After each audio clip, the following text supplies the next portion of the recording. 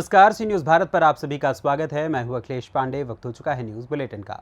इस बुलेटिन में हम बात करेंगे अमरोहा की, जहां मुरादाबाद जेल का बंदी पुलिस को चकमा देकर हुआ फरार। आगे चर्चा करेंगे औरैया की, जहां दिव्यापुर क्षेत्र की अवैध असलहा फैक्ट्री का पुलिस ने किया भंडाफोड़। और बस्ती में चौरसिया समाज का महासम्मेलन हुआ संपन्न। और भी तमाम खबरों पर आइए विस्तार से करते हैं चर्चा। उत्तर प्रदेश के अमरोहा में पुलिस की लापरवाही सामने आई है। पुलिस की लापरवाही के चलते मुरादाबाद जेल से पेशी पर आया बंदी पुलिस को चकमा देकर फरार हो गया। फरार आरोपी का नाम वाजिद है और वह थाना रहरा पुलिस ने चोरी के आरोप में जेल भेजा था। पुलिस अधीक्षक ने लापरवाही बरतने वाले 3 पुलिसकर्मियों को निलंबित कर मुकदमा दर्ज करने के आदेश दिए हैं। तो हसनपुर कोर्ट में पेशी के लिए आए एक मुलजिम के फरार होने की सूचना प्राप्त हुई थी। जानकारी करने पर यह प्रकाश में आया है कि उक्त अभियुक्त वाजिद पुत्र ज़रीफ मोटरसाइकिल चोरी के मामले में जेल गया था और इसी सिलसिले में इस मुकदमे में आज इसकी पेशी थी। भागे हुए अभियुक्त की तलाश की जा रही है और शीघ्र ही उसकी गिरफ्तारी सुनिश्चित की जाएगी। इस पूरे प्रकरण में लापरवाही बरतने वाले पुलिसकर्मियों को निलंबित कर दिया गया है और उनके विरुद्ध नियमानुसार अभियोग पंजीकृत करके अग्रिम विधिक कार्रवाई प्रचलित है। अमरोहा से सीनू संवाददाता गौरव श्रीमाली की रिपोर्ट। औरैया पुलिस ने अवैध असलहा फैक्ट्री का भांडाफोड़ किया है। जंगल में बनी खंडहर कोठरी में अवैध असलहा फैक्ट्री चलाई जा रही थी। बता दें कि औरैया पुलिस ने 13 निर्मित अर्धनिर्मित 315 बोर एवं 12 बोर के तमंचे एवं असलहा बनाने के उपकरण भी बरामद किए हैं और साथ ही एक व्यक्ति को भी गिरफ्तार कर लिया है। कि दिव्यापुर में ये ग्राम पड़ता है अमऊहार, वहाँ पे कहीं बबूल के पास खंडहर टाइप की कोठी है। वहाँ पे एक व्यक्ति रघुराज सिंह पुत्र मान सिंह, इसकी उम्र लगभग 45 वर्ष है। ये कई सालों से इसको बना रहा है, लेकिन कभी भी दबिश में टीम जाती है तो ये फरार हो जाता है और अब तक पकड़ा नहीं गया। इनके पास से भारी मात्रा में शस्त्र बनाने का सामान, सामग्री, उपकरण आदि के साथ 13 निर्मित और अर्धनिर्मित शस्त्र बरामद हुए हैं।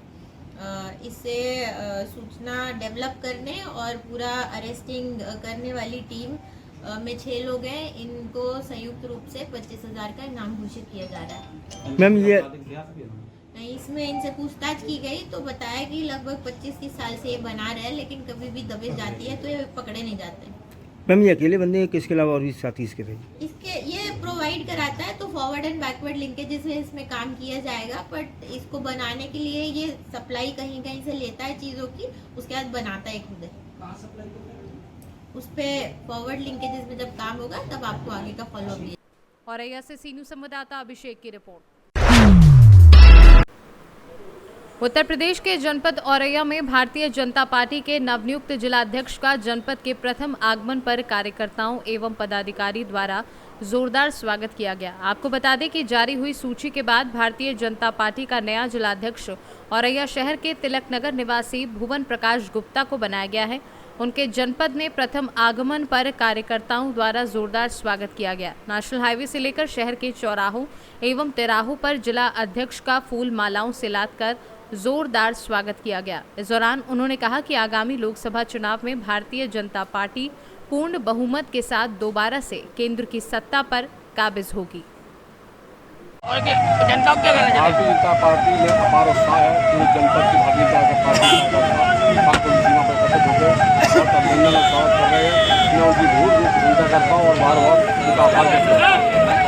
आम जनता के लिए जो आवाज स्वागत के लिए लगी है आपकी, उनके लिए क्या कहना चाहते हैं? भारतीय जनता पार्टी हर कार्यकर्ता के साथ, हर वर्ग के साथ भारतीय जनता पार्टी हमेशा रहती है। माननीय मोदी जी का विजन है सबका साथ, सबका विकास, सबका प्रयास, सबका विश्वास। उसी को लेके भारतीय जनता पार्टी कार्यकर्ता भारतीय जनता पार्टी की जिम्मेदारी सौंपी है। मैं सभी जनता के साथ हमेशा करने से मिलाकर चलूँगा। कार्यों के लिए हमेशा समर्पित। यही देखा जाए 24 चुनाव आ रहे हैं, आप उस पर खड़े उतरेंगे? लोकसभा चुनाव में भारतीय जनता पार्टी तीनों विधानसभा और इंडिया की तीनों विधानसभा में भारी बहुमत से विजयी होगी, क्योंकि भारतीय जनता पार्टी के साथ समस्त वर्ग के लोग हैं, समस्त समाज के लोग भारतीय जनता पार्टी के साथ है। माननीय मोदी जी के साथ और योगी के साथ विश्वास के साथ खड़े हैं। औरैया से सीनू संवाददाता अभिषेक मिश्रा की रिपोर्ट। खबर बदायूं से आ रही है, जहां बीते दिनों हुई हत्या का पुलिस ने खुलासा कर दिया है। लूट के इरादे से चाकू से गोद कर की गई थी युवक की हत्या। एसपी सिटी ने किया खुलासा। पुलिस ने 2 अभियुक्तों को गिरफ्तार कर लिया है। अभियुक्तों से घटना में प्रयुक्त चाकू और मोबाइल बरामद किया है। 30 अगस्त को रात में घर वापस जाते समय अभियुक्तों ने युवक से लूट के दौरान चाकू से हमला किया था। दातागंज कोतवाली क्षेत्र के गांव बिहारीपुर मोड़ के पास का था मामला। सर, आज ये दातागंज थाना पुलिस ने जो खुलासा किया है, क्या पूरा? देखिए, दिनांक 30 अगस्त को दातागंज थाना अंतर्गत बिहारीपुर गांव के पास अभिषेक नाम के एक व्यक्ति की चाकू से गोद कर हत्या कर दी गई थी। थाने पे जैसे ही तहरीर प्राप्त हुई, मुकदमा पंजीकृत कर लिया गया था। उस वक्त मृतक के परिजनों ने ऐसी आशंका व्यक्त की थी कि इस व्यक्ति की हत्या एक युवती से इसका प्रेम संबंध चल रहा था, उसके परिजनों द्वारा किया गया है। 3 व्यक्तियों को नामजद किया गया था, लेकिन पुलिस की तफ्तीश में और हमने जो साक्ष्य एकत्रित किए उसमें ये बात प्रकाश में आई कि इस घटना को लूट के इरादे से 3 युवकों ने अंजाम दिया था। इन तीनों लड़कों ने रात के वक्त मृतक अभिषेक को मोटरसाइकिल से पहले धक्का मारा और जब वो गिर गया तो उसके साथ इन्होंने हाथापाई की और उसके पास जो मोबाइल था, बैग था और जो बैग के अंदर कपड़े थे और कुछ मिठाई और आटी रखा हुआ था, उसको लूट कर इन्होंने लेते गए। चाकू से इन्होंने उस पर बुरी तरह से हमला कर दिया था। बाद में इलाज के दौरान उस व्यक्ति की मृत्यु हो गई थी। हम लोगों ने तीनों अभियुक्तों को जब हम लोगों ने आगे तफ्तीश जारी की तो इसमें 2 अभियुक्त वसीम और उमेंद्र को हमने गिरफ्तार कर लिया है, जिनकी निशानदेही के आधार पे आला कत्ल और मृतक के जो कपड़े थे, बैग थे, उसकी रिकवरी कर ली गई है। एक अभियुक्त जिशान, जिसकी अभी तलाश हम लोग कर रहे हैं। इस प्रकार इस घटना का खुलासा किया गया। बदायूं से सी न्यूज़ संवाददाता प्रताप की रिपोर्ट।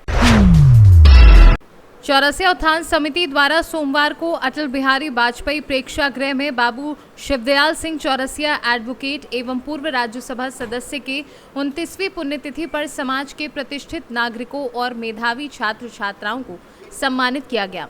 राजनीतिक एवं सामाजिक चेतना महासम्मेलन को मुख्य अतिथि के रूप में संबोधित करते हुए भाजपा विधायक सुरेंद्र चौरसिया ने कहा कि बाबू शिवदयाल सिंह ने चौरसिया समाज को एकजुट करने की दिशा में जो कार्य किया उसे आगे बढ़ाने की जरूरत है। यही उनके प्रति सच्ची श्रद्धांजलि होगी। कहा कि बदलते परिवेश में चौरसिया समाज को अपने राजनीतिक, आर्थिक, सामाजिक परिदृश्य के लिए एकजुटता बनाए रखनी होगी।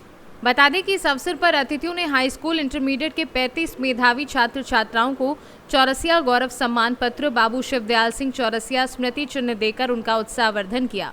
संचालन करते हुए रामजीत चौरसिया ने समाज की समस्याओं और संकल्पों पर विस्तार से प्रकाश डाला। क्या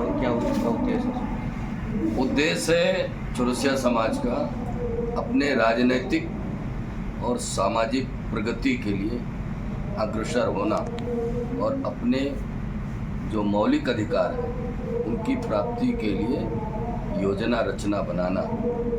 अवसर है हमारे चौरसिया समाज के गौरव महापुरुष बाबू शिवदयाल सिंह चौरसिया एडवोकेट जो राज्यसभा के सांसद थे, उनकी आज पुण्यतिथि है। उन्हीं के पुण्यतिथि के अवसर पर पूरे प्रदेश में कार्यक्रम आयोजित है। चौरसिया समाज जगह जगह एकत्रित होकर के उनको नमन कर रहा है, याद कर रहा है और इसी माध्यम से अपने अधिकार की लड़ाई लड़ना प्रारंभ किया है। आप पिछड़ा वर्ग आयोग में सदस्य भी रहे, तो क्या मानते हैं कि सरकार आयोग की बातों को मानेगी और पिछड़ा वर्ग को उनका हक मिलेगा? पिछड़ा वर्ग आयोग जो है उत्तर प्रदेश राज्य पिछड़ा वर्ग आयोग, ये स्वतंत्र है, अधिकार संपन्न है और वहाँ जो निर्णय लिए जाते हैं उसमें सरकार का कोई दखल नहीं होता है। और अभी हम जब से वहाँ हैं तब से अनेक समस्याओं का निदान हुआ है, व्यक्तिगत तौर पर भी, सामाजिक स्तर पर भी।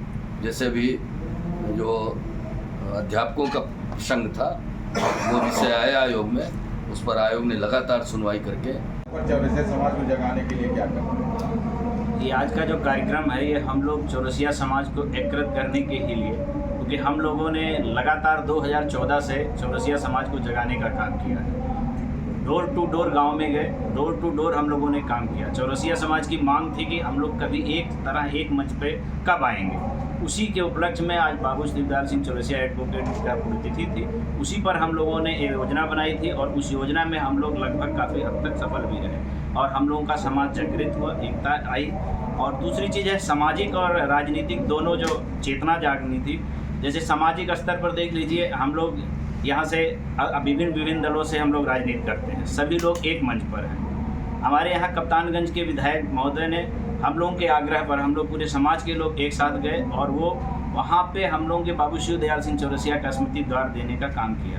अब जाके गौर से और बमनान के रोड पर वो स्मृति चिन्ह द्वार लगेगा, तो हमारे भी पुरोधा जो हैं इनका भी स्मृति द्वार लगे, ऐसे ही हम लोगों की भी एक मन में था सब लोग, इसीलिए सारे लोग एकत्रित हुए। और एक इसी तरह से हम हर विधायक चाहते हैं कि हमारे भी समाज के पुरोधा जो स्वतंत्रता सेनानी हैं, जो समाज के पुरोधा हैं, इनका स्मृति चिन्ह लगे और हम लोग एकत्रित हों और हर पार्टी में हमें सम्मान मिले, हर पार्टी में हमें जगह मिले। जो जिस पार्टी की राजनीति करता है कम से कम वहाँ उसको हिस्सेदारी मिले, भागीदारी मिले। इसी लोकल स्तर पर हम लोग इसीलिए ये मेहनत हम लोगों की सफल भी रही लगभग। बस्ती से सीनू संवाददाता धर्मेश अग्निहोत्री की रिपोर्ट। फरीदपुर नगर के मोहल्ला फरकपुर तकिया निवासी एक नाबालिग युवती को उसके ही पड़ोस का रहने वाला युवक कुछ दिन पूर्व अपने साथियों की मदद से उसे बहला फुसलाकर ले गया था। युवती के परिजनों द्वारा फरीदपुर में आरोपी युवक के खिलाफ मुकदमा दर्ज कराया था, मगर काफी दिन बीत जाने के बाद भी पुलिस ने आरोपी युवक को अभी तक गिरफ्तार नहीं किया है।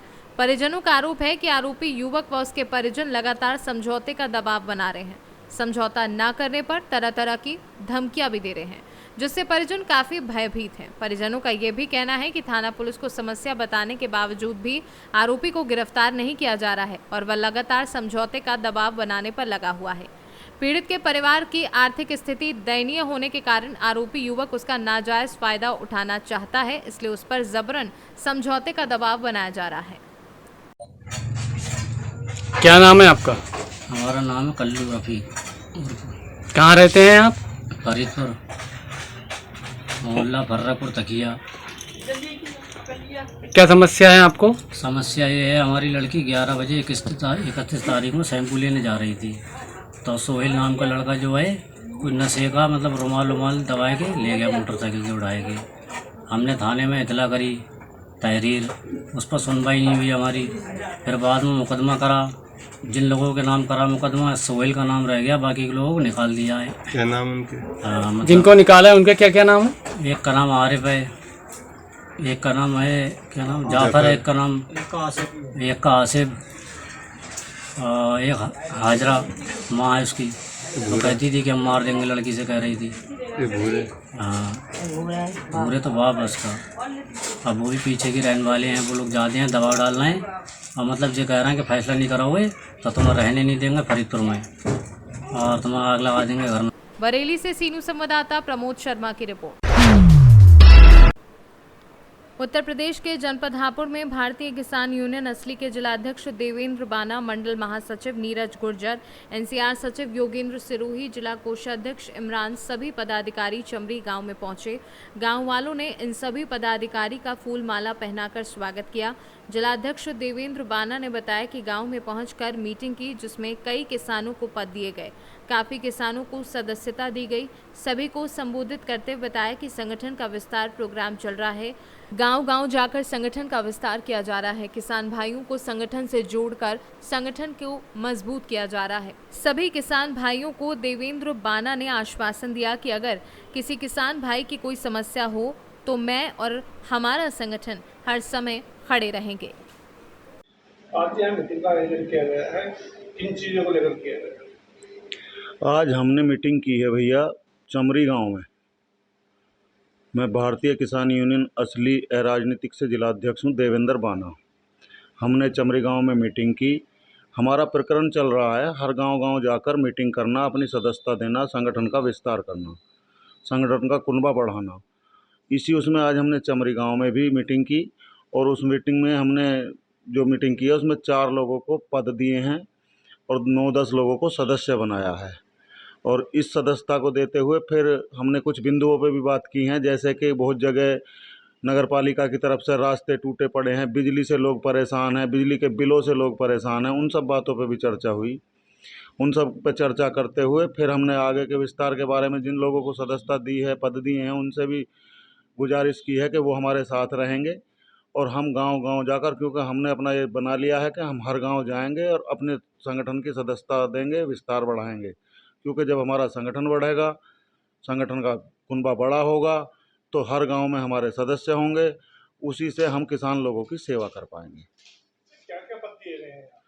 हमने नगर के पद दिए हैं, तहसील के पद दिए हैं।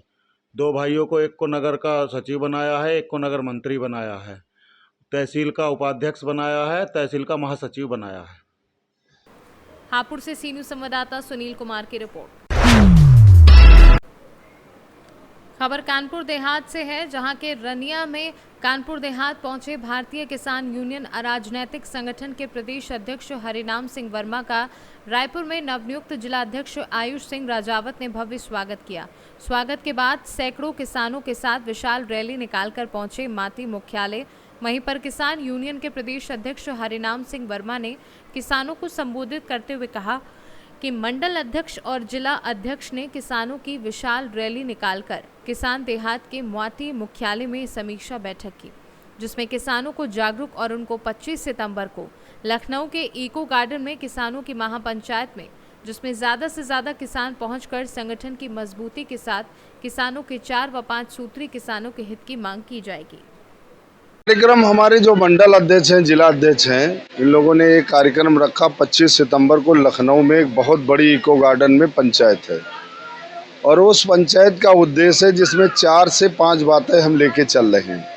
निजी नलकूप जो उत्तर प्रदेश का किसान है, उसकी मुख्यमंत्री ने सिंचाई फ्री और बिजली फ्री करने की बात कही थी, वो अभी ज़मीन पे नहीं उतरा है, उसको लेके जा रहे हैं। गन्ना किसानों के रेट बढ़ाए जाएं और गन्ना बजाज शुगर मिल का भुगतान नहीं हो रहा है, उसका भुगतान कराया जाए।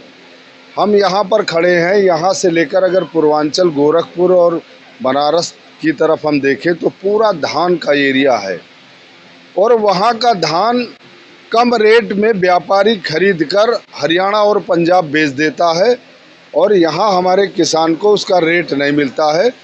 तो आज हम इसलिए यहाँ आए हैं कि यहाँ का किसान जागरूक हो और अपनी फसल को सरकारी रेट पर बेचने का प्रयास करे और सरकार को चाहिए उस पर खरीदारी हो। संगठन के लिए तो जो हमको किसान यूनियन राजनीतिक से पद मिला है उसमें हम भरपूर, अगर किसानों के लिए हमें बलिदान भी देना पड़ा तो वो भी हम देंगे और शासन से अनुरोध है कि हमारे किसानों की बात सुनी जाए। आज आपका ये प्रोग्राम है, क्या संदेश देना चाहेंगे आप? ये आज हमारी 18/9/2023 को समीक्षा बैठक है। ये हम किसानों को संदेश देने के लिए मीटिंग की है कि 25 सितंबर को हम लोग भारी से भारी संख्या में लखनऊ पहुंचकर अपने किसान भाइयों की बात को वहां रखेंगे। कानपुर देहात से सी न्यूज संवाददाता दीपक श्रीवास्तव की रिपोर्ट। कुशीनगर जिले के अहिरोली थाना अंतर्गत ग्राम सभा भालुई ग्राम प्रधान द्वारा गाजे बाजे के साथ मेरी माटी मेरा देश के तहत कलश यात्रा निकाली गई, जो कलश यात्रा में महिलाओं की संख्या ज्यादा रही। वहीं कुछ पुरुष यात्रा में तिरंगा झंडा लेकर भी चल रहे थे। कलश यात्रा में गाड़ी पर डीजे बांधकर ऑर्केस्ट्रा नृत्या द्वारा अश्लील गानों पर खूब ठुमके लगाए गए। वहीं ग्राम सभा के ऑल इंडिया ह्यूमन राइट्स के ऑर्गेनाइजर पन्ने लाल यादव ने बताया कि मोतीचक विकासखंड के ग्राम सभा भलुई में मेरी माटी मेरा देश के कार्यक्रम का उल्लंघन करते हुए अश्लील गाने चलाए जा रहे हैं, जिससे ये देश का बहुत बड़ा अपमान हो रहा है। इसको देखते हुए व्हाट्सएप के माध्यम से जिले के समस्त आला अधिकारियों को भेज दिया गया है और कार्यवाही की मांग की गई है। इस विषय पर जब अहिरोली थाना प्रभारी प्रकाश राय द्वारा बताया गया कि ग्राम प्रधान, डीजे संचालक सहित 3 लोगों पर मुकदमा दर्ज कर दिया गया है और डीजे सील कर दिया गया है। कुशीनगर से सी न्यूज संवाददाता सत्यनारायण चौरसिया की रिपोर्ट। फिलहाल के लिए इस न्यूज़ बुलेटिन में बस इतना ही। देश दुनिया की तमाम खबरों के लिए देखते रहें सी न्यूज़ भारत। हर खबर आपके साथ, आपके हाथ।